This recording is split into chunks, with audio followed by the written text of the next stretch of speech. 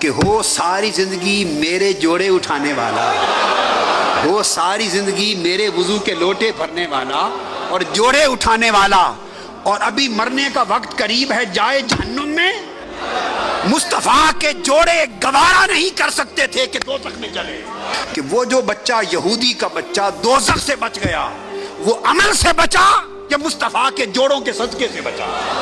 حضور کی شان تھی، آپ نے شان کے لائق فرمایا کہ اس خدا کا شکر جس نے میرے صدقے سے اسے دوزخ سے نکال لیا۔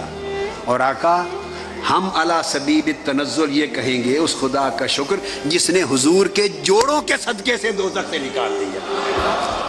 ایک یہودی لڑکا آقا علیہ السلام کی مجلس میں آ کے حضور کی خدمت کرتا تھا، وہ سیرت عطا کی کہ کلمہ پڑھے بغیر یہودی اور غیر مسلم بھی محبوب کی آقا کی خدمت اور نوکری کرنے پر فخر کرے۔ صحیح بخاری میں یہودی ہے، کلمہ نہیں پڑھا مگر مجلس میں بیٹھتا اور خدمت کرتا۔ یہ تو ہے روایت بخاری۔ اب یہی روایت امام احمد بن حنبل نے مسند میں بیان کی، یہی روایت اپنے طریق سے، اور حافظ ابن کثیر نے امام احمد بن حنبل کے طریق سے تفسیر ابن کثیر میں بھی نقل کی۔ امام احمد بن حنبل روایت کرتے ہیں کہ وہ خدمت کیا کرتا تھا، انہوں نے خدمت کی وضاحت کی ہے حدیث میں، مسند احمد بن حنبل میں خدمت کی وضاحت کی ہے۔ یہودی بچہ خدمت کیا کرتا تھا حضور کی مجلس میں، تو حدیث پاک میں ہے کہ حضور علیہ السلام کے وضو کے لیے لوٹا بھر کے رکھتا تھا، اور جب حضور تشریف لاتے تو جوڑے اٹھا کے گود میں رکھ لیتا تھا، اور جب اٹھ کے جانے لگتے تو دوڑ کے جوڑے پہناتا تھا، لوٹے بھرتا اور جوڑے اٹھاتا۔ یہ خدمت تھی اس کی، اٹھا لے مسند احمد بن حنبل۔ اور حافظ ابن کثیر علامہ ابن تیمیہ کے شاگرد رشید، انہوں نے اس روایت کو لیا کہ حضور علیہ السلام کے وضو کے لیے لوٹے بھرتا اور جوڑے اٹھاتا تھا، یہ نوکری تھی۔ دو چار روز گزر گئے، وہ نہیں آیا۔ لم یکن جبارا، سخت گیر نہ تھے، سخت مزاج نہ تھے، اس کی شرح کر رہا ہوں۔ آقا علیہ السلام نے پوچھا صحابہ کرام سے، کچھ دن ہو گئے ہیں وہ یہودی لڑکا نہیں دیکھا؟ عرض کیا یا رسول اللہ وہ بیمار ہو گیا ہے، تو بستر علالت پہ ہے اس لیے نہیں آیا۔ اچھا، فرمایا ابو بکر عمر چلو اس کے گھر چلیں، اس کی عیادت کر رہا ہے۔ ہم تو مسلمان کے گھر کوئی بیمار ہو جائے تو عیادت نہیں کرتے، اور نبی وہ ہیں کہ وہ یہودیوں کے گھر بھی عیادت کے لیے تشریف لے جائے۔ ان کے گھر تشریف لے گئے تو بخاری شریف میں آتا ہے کہ گھر تشریف لے گئے اور جا کے آقا علیہ السلام اس بچے کے بستر پر سرہانے بیٹھ گئے۔ مبارک ہو تجھے یہودی کے بیٹے، ہائے ہائے ہائے کہ تیرے بستر پہ آقا بیٹھ گئے ہیں۔ کاش اس جگہ ہم ہی ہوتے۔ آقا بستر پہ بیٹھ گئے۔ اب ہمیشہ حضور کی مجلس میں آتا تھا، واعظ سنتا، قرآن کی آیتیں سنتا، حدیثیں سنتا، نہ اس نے کلمہ پڑھا اور نہ آقا علیہ السلام نے کبھی اس کو فرمایا کہ کلمہ پڑھ لو۔ بیٹھتا حضور کی مجلس میں تھا مگر فرمایا نہیں۔ یہ آداب دعوت و تبلیغ ہے، یہ آداب دعوت و تبلیغ ہیں، اس لیے کہ بات گفتار سے نہیں بنتی، کردار سے بنتی۔ اب اس کے گھر تشریف لائے ہیں عیادت کے لیے، تو اس کے سرانے بیٹھ کے فرمایا یہودی کے بچے کو کہ بچے میرا کلمہ پڑھ لو، اسلام قبول کر لو، کلمہ پڑھ لو۔ اس بچے نے اپنے باپ کی طرف مڑ کے دیکھا، یہ سب حدیث صحیح بخاری میں ہے اور مسند احمد بن حنبل۔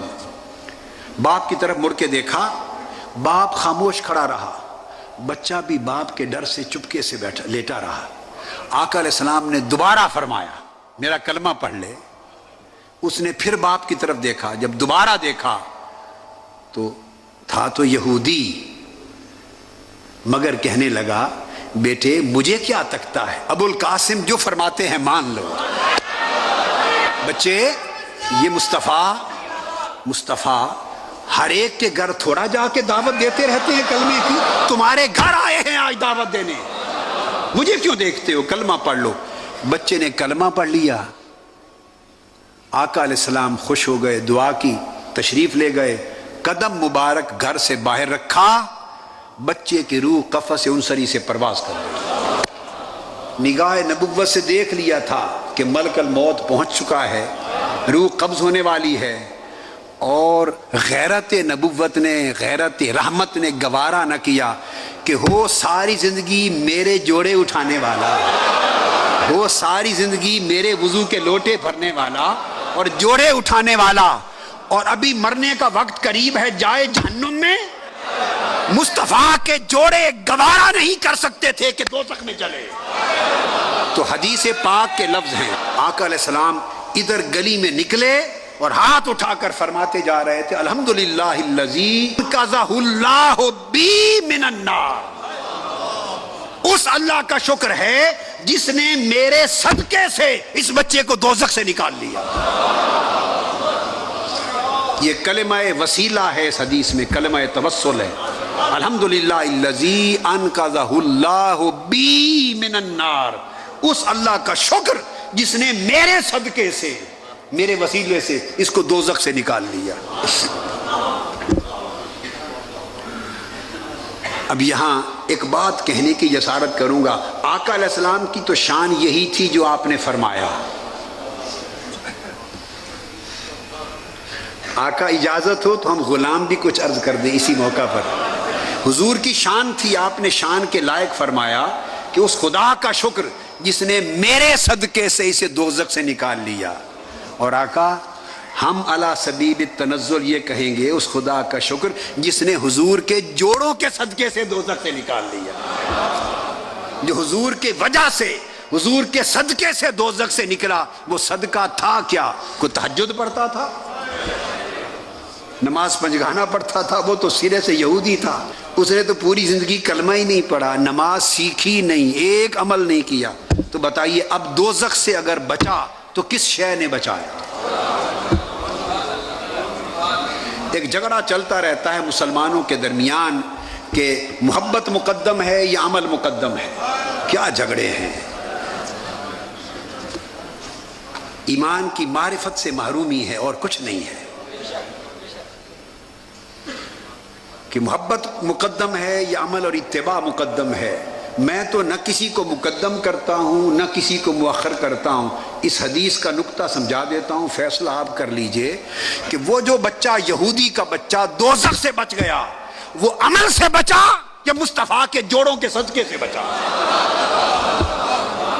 اس کو دوزخ سے نکال کر جنت میں کس نے بھیجا؟ کوئی نماز پڑھی تھی؟ بولیے۔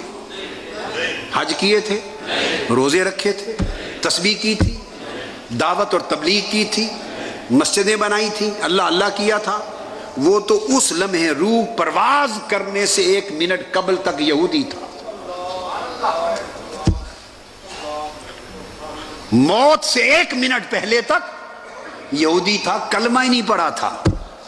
اور عمل کیا کیا؟ صرف کلمہ پڑھا، نہ ابھی صحت یاب ہوا، نہ جا کے کوئی شریعت سیکھی، نہ نماز روزہ کیا، غسل بھی نہیں کیا، بستر پر لیٹے لیٹے کلمہ پڑھا، روح قفس انصری سے پرواز کر گئی۔ اس لیے حضور نے فرمایا کہ اس خدا کا شکر کہ جو صرف میرے صدقے سے اس کو جنت میں لے گیا۔ اب وہ جو حضور کی وجہ سے جنت میں گیا، وہ وجہ اس کی کون سی خدمت بنی؟ بولیے۔ بس حضور کی ذاتی نوکری۔ اے اہل اسلام، اے اہل عالم اسلام، مادیت کا دور ہے، خدا و مصطفیٰ سے دوری کا دور ہے۔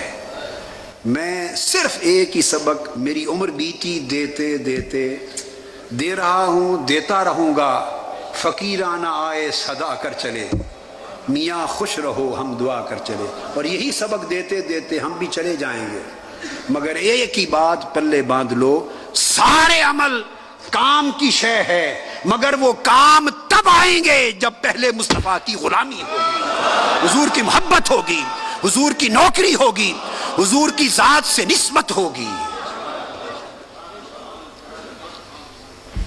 ذات سے نسبت پیدا کرو، ذات سے نسبت پیدا کرو۔ یہ میلاد کا منانا اور میلاد والی محبتیں یہ حضور کی ذات سے جوڑتی ہیں، اور حضور کی سیرت طیبہ کا پڑھنا، سننا، بیان کرنا حضور کے عمل سے جوڑتی ہے۔